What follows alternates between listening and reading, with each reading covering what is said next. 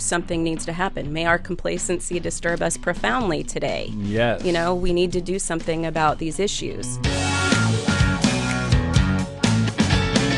Yet attitude means, how can I proactively change the way I think? How can I proactively increase my life? How can I proactively create better relationships and better work situations for me to enjoy it? Hello and welcome to The Gap, the G-A-P, the Get Attitude Podcast. The Gap, bridging the gap from who you are to who you want to become and from where you are to where you want to be. My name is Glenn Bill, founder of the University of Attitude, keynote speaker, and author of the ABCs of Attitude, and I've been fortunate to help tens of thousands of people get attitude. Attitude is the secret formula to success in your business and in your life, and this podcast will help you get yours. So, let's get some!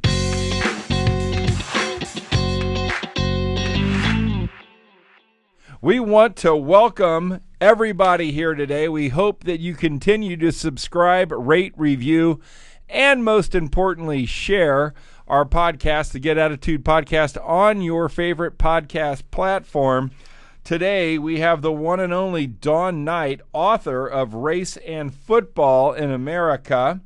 She is going to be talking about having a mentor and copy them. We are in Attitude Booster Month number 5.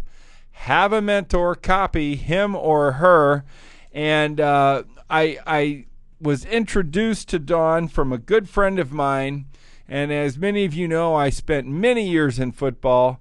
And I thought it was so cool that a female mentor would go and be mentored by a pro football mentor who's a male. So we have the book right in front of us called Race and Football in America. And Dawn, welcome to The Gap. Thank you. I'm happy to be here. Very good. So let's just, first of all, find out a little bit about you. Okay. Tell us a little bit about your history, where you came from, and who gave you your attitude.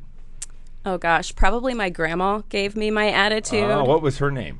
Her name is Mary Rose. Mary. I Yes. like it. Marys always have a little bit of attitude. Exactly. Yeah. She's the one who taught me I have a voice and I should use it. Oh, cool. Yeah, so Cool. She's one of my mentors, definitely. I like it. And so tell us where you grew up and a little bit about how the history, how before you wrote this book pushed you to write this book. Okay. Well, I grew up in southern Indiana, in Huntingburg. Okay. Moved to Indianapolis when I was around 10. Ah. So it was kind of a different area, obviously, after growing up in a small town. But went to Indiana University. Okay. Where my roommate convinced me I had to take this social work class. I didn't need a social work class, but I did need an elective. I see. She kept pushing me, so I finally took it, even though it was an 8 a.m. class, and I tried to avoid those. Of course. Yes, and that's how I ended up in a classroom with the professor, George Taliaferro, who ended up becoming a very important mentor of mine. That's great. And George Taliaferro was not only a mentor to you, George Taliaferro did some pretty incredible things. Why don't you share with us his story? Oh gosh, it's a long story. But that's okay. We got all the time you want. Yeah, he's quite a trailblazer. So I guess he's best known for being the first black man drafted by an NFL team.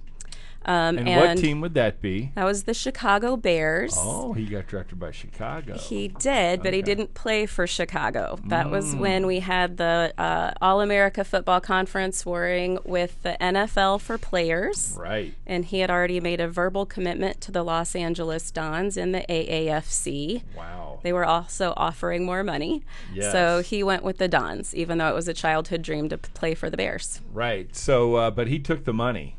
Yeah. His attitude was, let's get a hold of the money a little bit. Yeah. Well, he wanted to help Mom. Dad had passed away suddenly. Mm-hmm.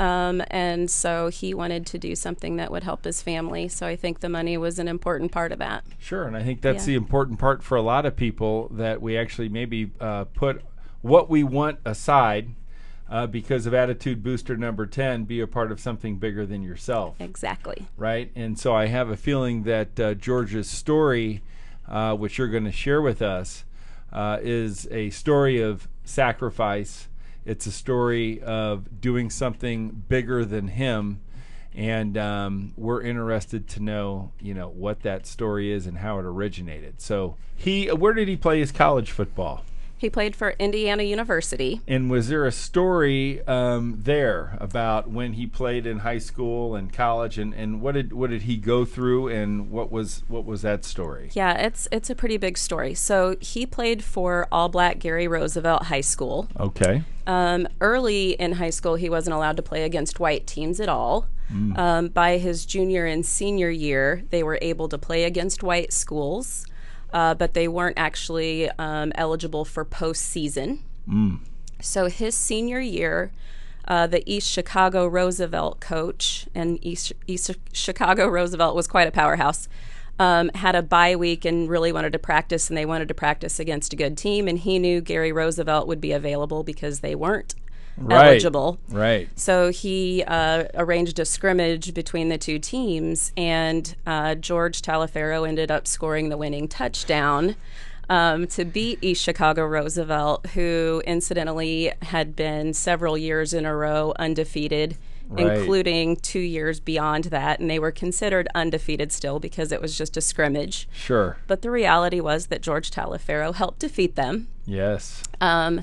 The coach of East Chicago Roosevelt contacted his friend, Coach Bo McMillan at IU. Time to recruit. Yeah, right? and said, you have to get this kid at IU.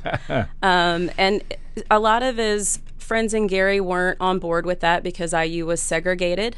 Coach Bo McMillan was from Texas, and they were a little worried about his southern roots and what that might mean.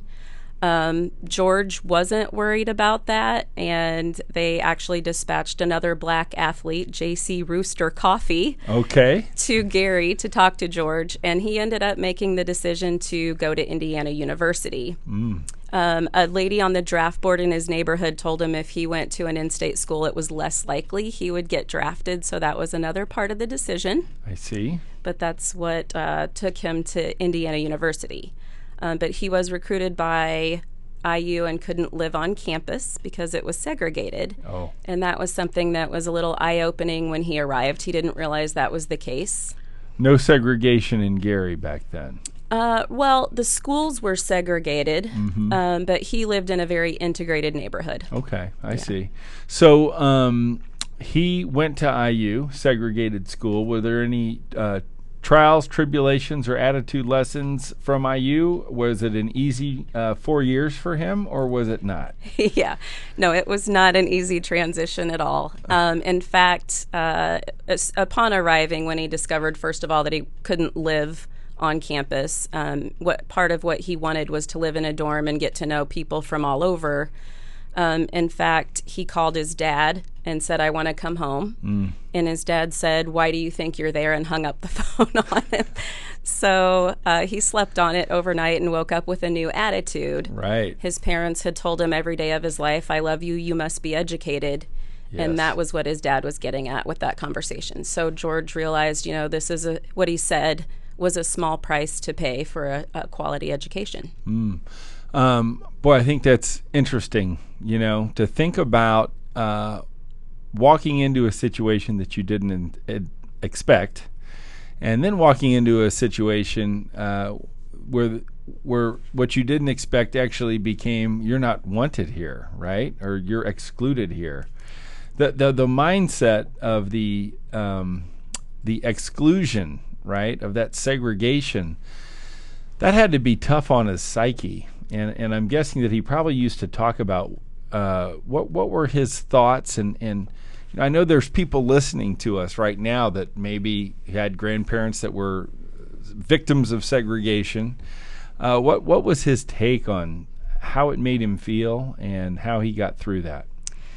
He had a very important mentor in his coach, Bo McMillan. And McMillan was very ahead of his time. So even though the campus was segregated, IU President Herman B. Wells and Coach Bo McMillan were actively involved in trying to desegregate. So even though he couldn't live on campus, he did have allies, and his teammates accepted him. And I will say that Notre Dame and Purdue both had 0 black players at the time, and IU was starting them. So, it wasn't ideal, clearly. And so there was segregation a lot. At those schools as well then? I don't know if there was segregation. I know they didn't have black players. Yeah, they just didn't. Yeah. Wow. And George said, it was hard. The hardest part for him was when people treated him like he was a nobody. It was less racial slurs or outright hatred. It was more just treating him like he didn't exist at all. Yeah, he was shunned. Correct. Yeah. But he also had a lot of players who were very dear friends and coaches who were there for him. And that's who he credits with getting him through that. So tell me, how did you come to meet George? And how did that relationship blossom? And obviously, I'm guessing you probably liked him from the second you met him. So I'd love to know, like, your first impression and, the dedication to this man, to write a book about what he did.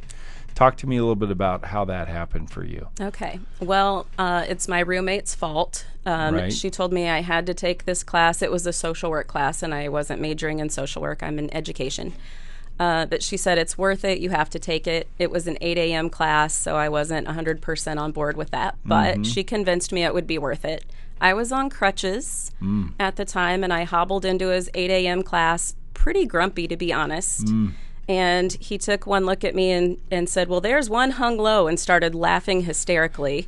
And so he got me to open up and smile from the get-go. And that was my nickname for a while. Hung low? One hung low, because I was on crutches. When I got married and my name became Dawn Knight, he changed my nickname to AM PM.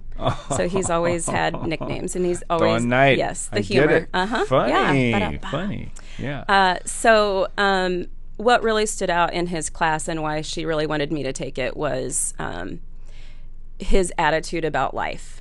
And I know that's important to the Get Attitude podcast. Yeah. So he talked about all sickness ain't death. He would actually write that on the board whenever we had an exam. And I thought he was being funny at first, like, oh, okay, so if we don't pass, we'll live, right? And it turns out that it was really an important mantra to him in his life. He had been through a lot, and it made him stronger. And so that was one of the things that he talked about. But in his introduction to social work class, he really made clear that every person has worth and dignity and deserves respect. And he talked about how every person has a story and that we should listen to those stories.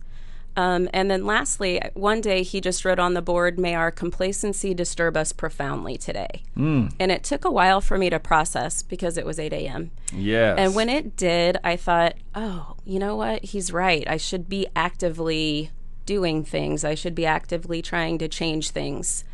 And he just really made an impression on me. And even though I was not going into social work, I was going into education. And those lessons were so important. Every student has a story. May my complacency be, disturb me profoundly. I need to change the world for them and help them be world changers. So I stayed in touch and actually convinced our other roommate to take his class as well. So for about a year and a half, he had one of us in his class. And we stayed in touch occasionally, having dinner with him. And he had never mentioned football in his social work class. You had no idea who this guy was. I had no idea. Right. I had no idea that he had played football, that the campus had been segregated. I had no idea what had happened in the span of these decades that now he was at the front of this class and teaching it. So as these stories started coming out from friends of his, I realized, gosh, I can't believe I've never heard of this guy. He's the Jackie Robinson of the NFL. Right. He was the first black quarterback, the first black man drafted by an NFL team. And more importantly, he's this amazing person. And I had never heard of him. So I called him one day on a whim and just said, hey, has anybody ever thought about writing a book about you? And he just laughed and said, why would anybody want to write a book about me? Yeah, he sounds humble. Yeah, he's, well, sometimes, yes. Yes. Once you get to know him, not so much. Well, there are times. Yeah. Yeah. So anyway, I said, well, I'd love to try. And he said, well, let's do it. So that was how we. That is too cool. Yeah. That's how it started. May our complacency disturb us profoundly. That's something. Yeah. So you're sitting there with this legend that you didn't know. Right. And you begin to write the book. What was your attitude when you thought about this? I mean, obviously you had heard some stories. Did the book end up the way you thought it would? No, actually, there's an earlier edition of this book. Okay. Well, I guess it did at the time. It did what I wanted at the time, which was to write his story because I felt like people should know it. And that original version came out in 2008. It was just called Taliaferro Breaking Barriers. But he immediately started telling me stories as we were headed to book signings. Oh, of course. About how he caddied for Joe Lewis. Threatened Muhammad Ali with a golf club, met Malcolm X at the Red Rooster in Harlem, and I panicked. This isn't in the book. What? And I said, you didn't tell me that? And he goes, oh, I've lived for decades. I couldn't tell you every story. And I was like, but those stories are pretty major.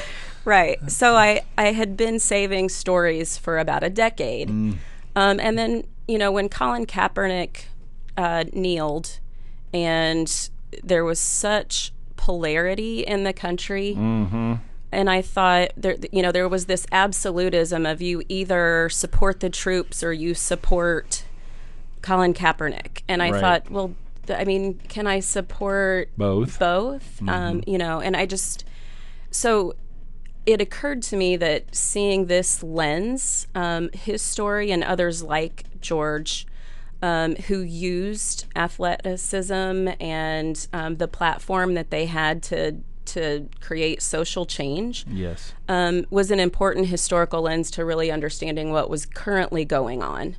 And so I decided to rewrite the book with his stories, but kind of from a new angle, which is what can it help us do to understand the current issues going on. Sure. So, I can't let that go. You got to tell me the Lewis X or Ali story, whichever one you think's the most profound or the one that most relates to attitude. Well, I think his attitude, he often meets things that are difficult with a mixture of humor and determination. He was at an all-black golf course in Washington, D.C. on his way home from taking master's classes at Howard University. And I don't know what hole he was on when a limo pulled around and Muhammad Ali stuck his head out of the top of the limo and said, "I'll take you."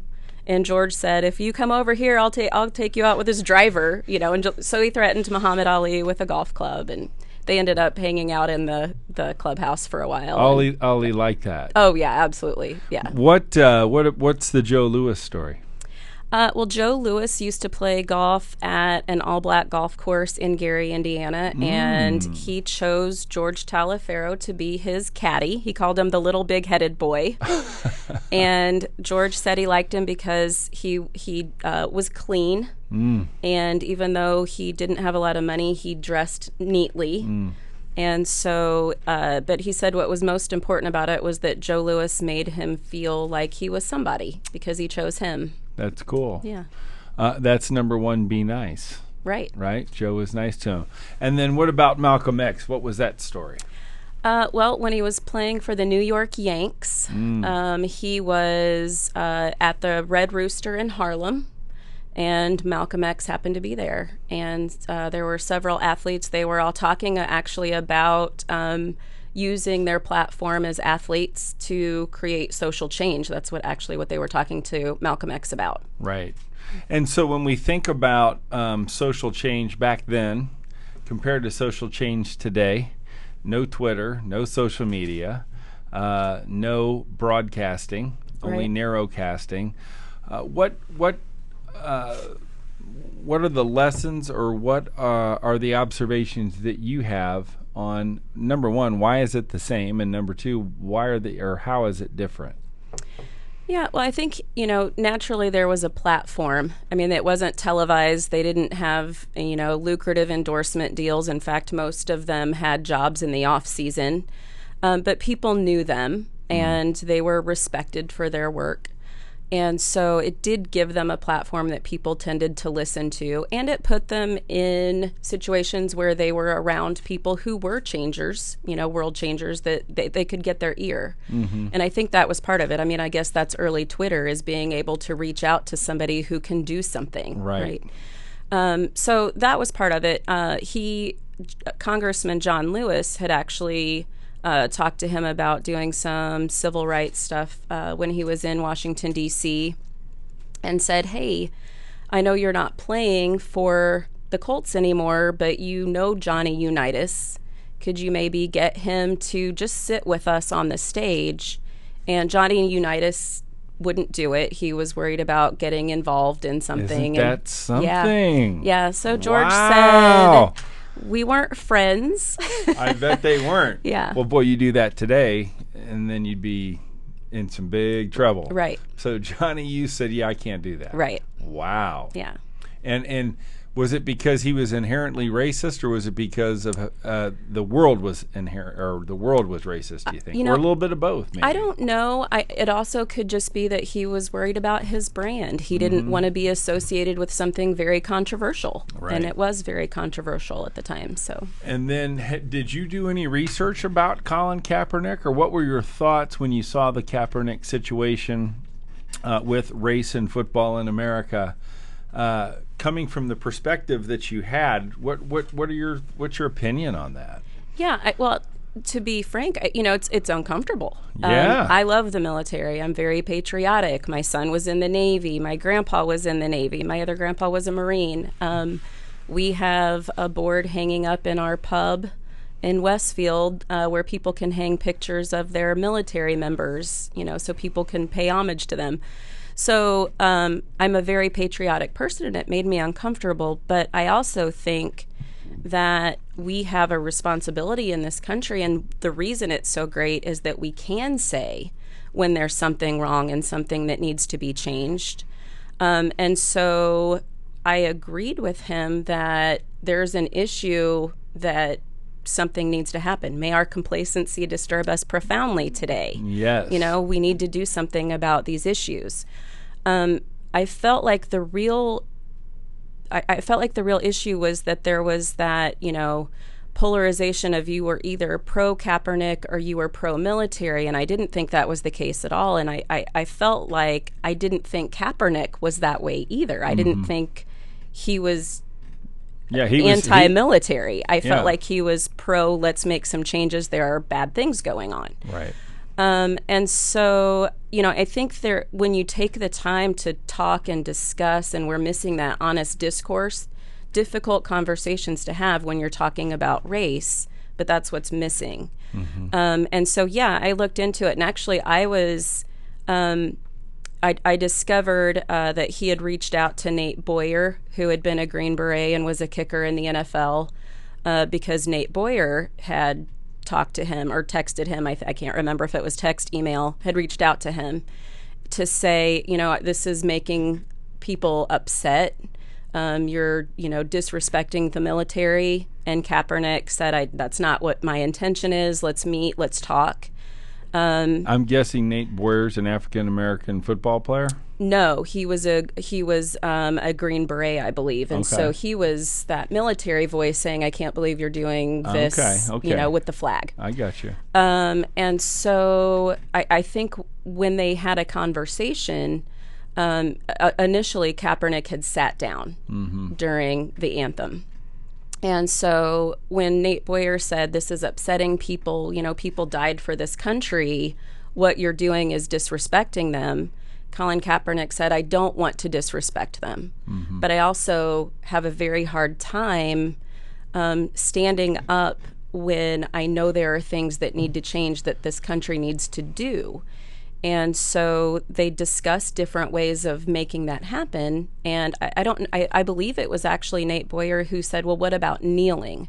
Kneeling's a respectful gesture. We do it when we pray. We do it when somebody's injured on the field. Right. Interesting. Yeah. That came from Nate Boyer. I believe that came from Nate Boyer. Yeah. So anyway, what the conversation ended up doing was bringing two people who had initially had these very differing opinions much closer together. Their goals were actually very similar. And what they did through discourse was find a way, they thought, I guess, that would still be respectful to the military while also showing that something's not quite right. Do you think George would have liked Colin Kaepernick? I talked to George about him shortly before George died last October. I said, what do you think about Kaepernick? And he said, I really don't want to talk about it because it reminds me too much of a lot of what I went through. Wow. But he said, I will leave you with one thing, and that is that I'm hopeful. Interesting. Yeah. So your book is called Race and Football in America, The Life and Legacy of George Taliaferro. It's a captivating title. Why did you name it Race and Football in America instead of the George Taliaferro story? Yeah, because like I said, the first time I wrote the book was really just about George. This time I really pulled in a lot of other stories of athletes who had been through things that were very similar, and who had used their platform as athletes to work for social justice as well. And I thought that was very important. And really, like I said, what I wanted it to do was to hopefully open up discourse about what's going on in America today, because we're not talking, and I want people to talk. Have the difficult conversations. And so what was one of the most profound stories that you added? Oh, gosh. There were several. One was, I'm trying to think of the name of the person. He went to, he had originally applied to Miami, and they told him he couldn't come there because he was black. And so he ended up at Penn State. And when Penn State was playing Miami, Miami said, well, the black players can't come. You have black players on your team. And that's really when the We Are Penn State thing began, because the captains of the team got together and said, it's all of us or none of us, because we are Penn State. And was that in the 60s? I believe that was in the 50s. Oh, wow. Mm-hmm. Okay. Are any of these stories that you added current? Or are there stories? I mean, obviously we've come a long way, right? Are there any current examples in your book? Yeah, I kind of talk through, especially with the NFL, which is the big focus, just, black quarterbacks and how we're getting more and more prolific there, but for a long time it was not a position. In fact, I had interviewed Tony Dungy for the first time I wrote the book, and we talked about how he had changed his position in college because he was a quarterback. He was a quarterback, yeah. Right? And so we talked a lot about the position changes or stacking black players behind white starters and things like that. So there's a whole section of the book just about, black coaches and black quarterbacks and those leadership positions that are, still getting there. Yeah, but certainly not proportionate to player ratios. Correct. Or anything like that, right? Exactly. So when you take on this issue of race, attitude is the way you dedicate yourself to the way you think. And how white people think about black people, and how black people think about white people, and how black people think about black people, and how white people think about white people is very interesting. And I commend you on saying, boy, we really need discourse and we need to talk. If you could have a podcast, right? Yeah. And you could just sit here and talk through race, what would you say are the one or two most important topics that have to deal with race as you see it? Well, I think there's still a lot of hurt going on, and I think there are still a lot of racial issues going on, and it's 2019, and people aren't talking about it. I think it's an uncomfortable topic to talk about, and I think it's so important for moving on, for changing things, for healing, that we find out what those issues are. Clearly, in fact, I've had people ask why I wrote this book, because right. I'm a female. I didn't play football. I love football. I didn't play football. I was not alive in the 1940s and 50s, right. And I'm white. And so who am I to write a book about race and football in America? Right. And I guess the short answer to that is because I decided to. Right. And, because it's something that's important, and because I don't want to be complacent when I see that there's an issue. My guess is you wrote the book because you had a mentor. Yeah. Yeah. that challenged you. Who told me that I shouldn't be complacent when I see something. Exactly. And that's, for the people that tune in to get a attitude boost.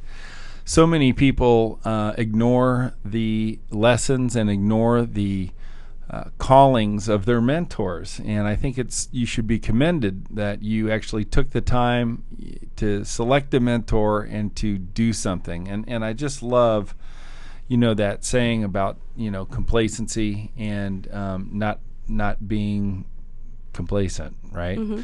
So my hope is that if you're listening to this podcast, that you take those words. I'm trying to find. I know. May our complacency disturb us profoundly today. Right. So it's like this.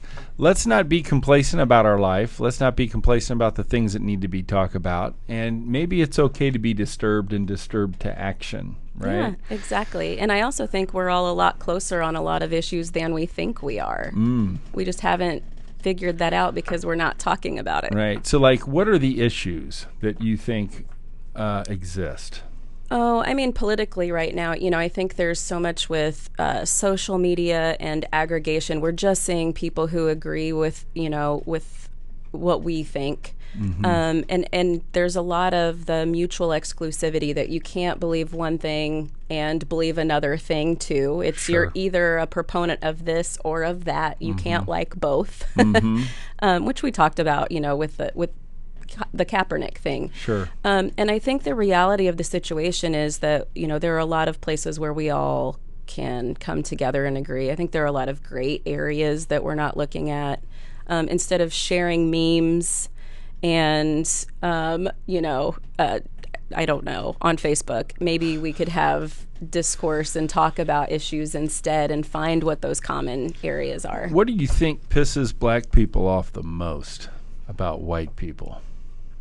I can't say I would know that. Right. But, I think the fact maybe that we're not talking about it, or the fact that we'll vilify a Colin Kaepernick without looking at why he's not asking one simple question, why are you doing that? And trying to get at the heart of that issue. Right. I think that's what's missing. And I don't know. I can't say I know. That's a good question. Yeah, it's a great but question. But it's an uncomfortable question. It is. But if you're listening to this podcast or watching it, put it in the comments if you're an African American. I'd love to know. And I think I know a couple what it would be. I know if I were black, what I would be pissed off about. But the one question, if you can, put it in our comments. If you're watching this on Facebook, if you're watching this on YouTube and you're an African American or a white American, why do you think, or what really pisses you off? And whites are racist too. And I'd love to know what white people, right, hate about black people. I mean, it's uncomfortable. Yeah, I mean, I think I'd rather not talk about what we hate about each other, but what we where love we can. about. No, I mean, No, I don't think that either, because I think that's sugarcoating too. Yeah, I do too. No, I'd say, what is it that we still need to work on as a country? What are those issues? I'm a little more harsh. Yeah. But so I just, you wonder. I think sometimes we say this all the time on our podcast. The quality of your life is determined by the quality of questions you ask yourself about life.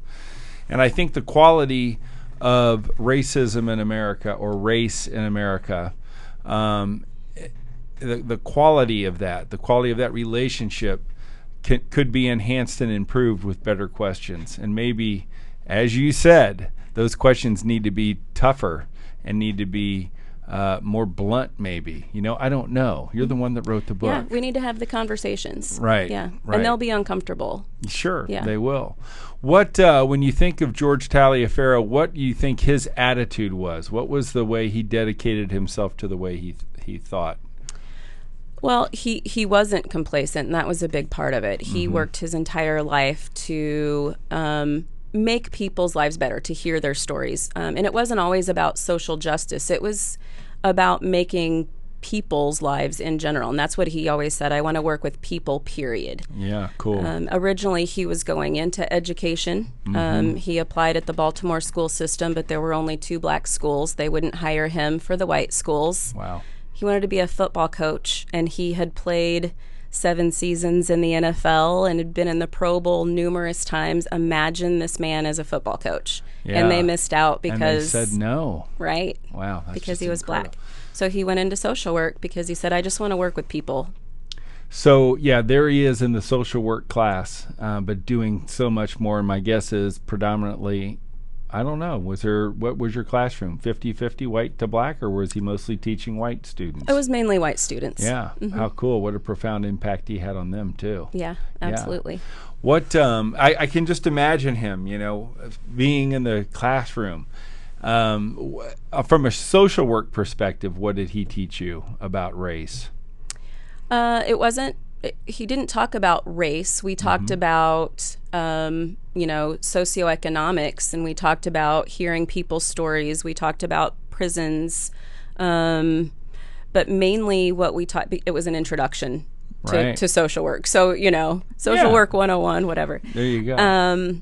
You're an English major, I know. Right. I was just wondering. But no, I think the important part there was the idea that, he talked often about every person has worth and dignity and deserves respect. And as a social worker, the job was to find out the story, find out how to help someone. And I think that's what he instilled in our class. That's good. Well, I tell you what, Dawn, for you to take this subject on is not easy. And I commend you for your courage to do that. Thank you. The book really, really looks cool, and certainly the content is fantastic. What is like the number one greatest thing that has happened in your life since you wrote this book, whether it be, I don't know, an experience, whether it be a new way of thinking, a new attitude? What's the golden nugget if somebody picks this book up that you got and what they may get from it? Yeah, well, I think there's a lot of wisdom woven in there from George and from other people who went through things that I didn't experience. Sure. One of the reasons we read is for empathy. And, I interviewed him for dozens and dozens of hours, but I also read everything. I had to make up for the fact that I wasn't there and that I was white and that I didn't play football. You're so cool. That's so cool. To just do something like that. I did a lot of interviewing. In fact, I tracked down a water boy from when he was a player in the old Baltimore Colts. Oh my gosh. And so I had to do everything. What did the water boy teach you? Anything? The water boy was great. So George played with Buddy Young at the time, who was 5'4" and was once the fastest man in the world. I think it was the 45-yard dash that he had made a world record in. Right. This water boy snuck in all the time because they were working on the field and there were a lot of tunnels and things underneath. And so he and his friends knew how to sneak into games. But one day the little tunnel that had been a construction tunnel, apparently they had figured out, and they had walled it off. And so they raced around until they finally were at the back players' entrance. And Buddy Young stepped out of a car, and I think he still had a robe on. And they begged him to, let them into the stadium. And so finally he was like, all right, kids, come on in and we'll make you a water boy. And no kidding. Yeah, so they ended up helping these white kids be water boys for the Baltimore Colts. And he just talked about how great Buddy Young was and how eye-opening it was for him to have a guy who didn't know him, just help these white kids. Right. And it was an eye-opening moment. And I thought it was a really important interview because I could tell that, especially for that time period, what a moment that was for him. Sure. The kindness from this person who didn't have to be kind to him. Yeah. Attitude booster number 1, be nice. Right. Right? I mean, it's amazing. You never know how kindness can profoundly affect another person. Exactly. Dawn, we are going to close our podcast like we always do with some of our Gappers' favorite things called Knowledge Through the Decades. Now, we know that this was about George and race in America, but you know what? You as a person were the one that undertook this. The attitude and the courage that it took for you to put this in writing, the heart, the kindness, the love, The insight is fantastic, so I think we need to get to know you a little bit better. Okay. So knowledge through the decades, what we're going to ask you is just what the life lessons are as you were from birth to where you are now. Okay. So what I want to ask you is this. What is the most important attitude lesson that you learned as a newborn or having newborns?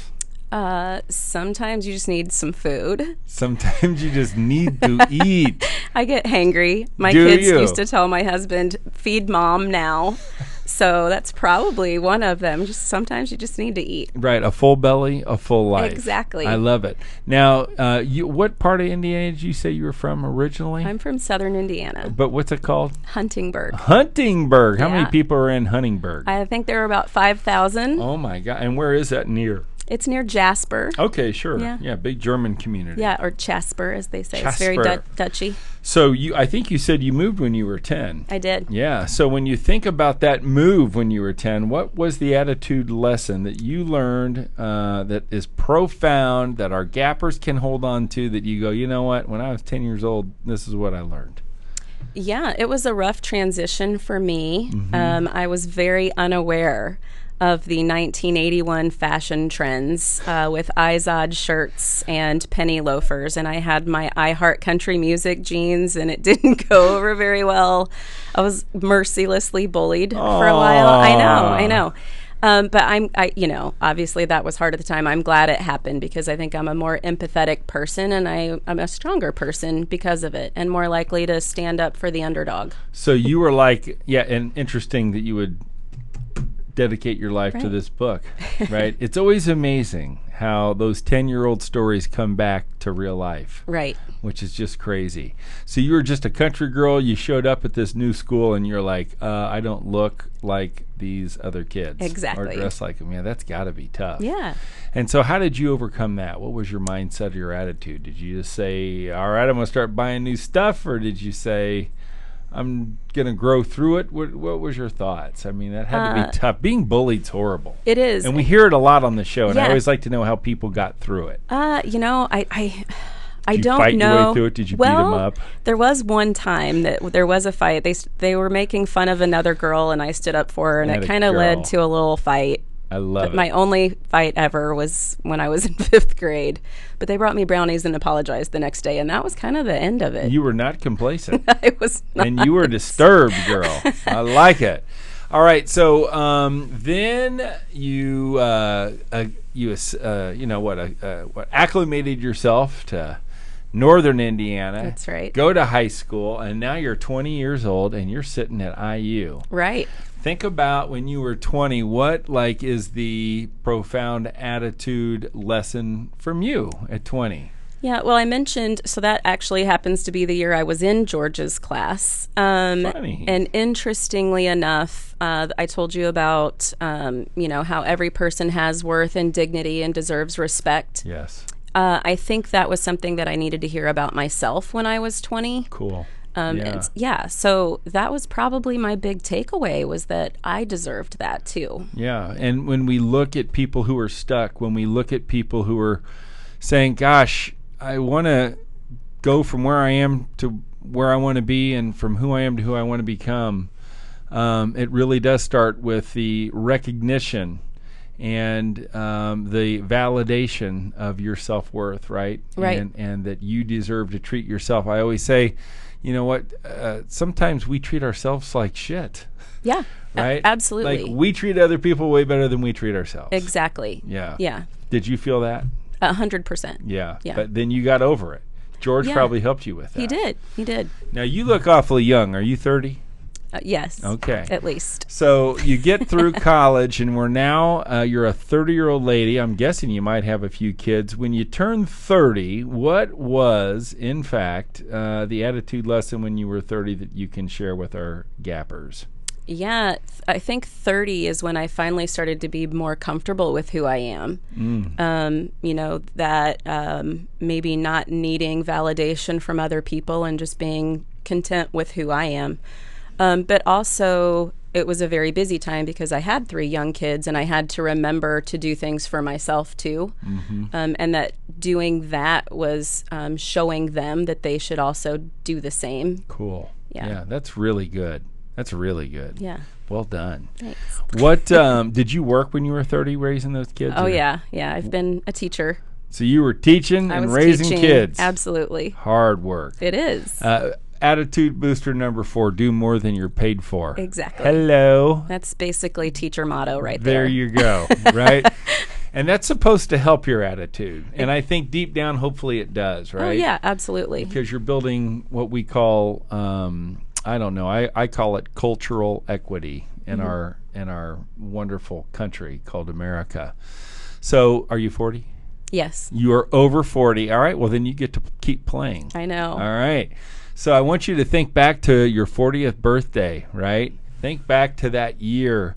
What was your attitude at age 40, and how did it evolve from age 20 to 30 to 40?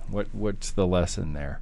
I was surprised that I actually really enjoyed being 40. Cool. Yeah, I mean, and I don't know how long that'll continue to last, but I think every decade has gotten better. Mm-hmm. I'm more comfortably me and happier and more settled and just kind of know who I am and what I want, and I love that. Yeah, well, so the bottom line is, now you kind of said 30 was self-acceptance. What was your biggest challenge when you were 40? Oh gosh, I think that's why I liked it so much. I felt you pretty figured it out. settled. Yeah, I mean, no, I haven't figured out everything, but did you start writing this book when you were 40 or after you were 40? That was after I was 40. Okay, so yeah, now but you're not 50. I'm not quite. So we cannot keep playing. Ask me in a couple of years. I like it. Well, Dawn, I want to let you know, I think you've really helped our gappers figure out how to get where they are from where they are, and how to become somebody from who they are right now. Great. I think George's story and I think your experiences that you brought to us teach us a few things, right? They teach you, number one, about compassion and humility. They teach you, number two, to find the good in others and listen to their story. And most importantly, number three, is it's to take action. Absolutely. Right? I mean, we just love it. May your complacency disturb us profoundly. So, Dawn, we want to thank you so much for being on The Gap, and I hope that you guys will all turn on. And, Dawn, thanks for being here. Great. Thanks. All right, thanks. We'll see you guys on the next episode of the Get Attitude podcast.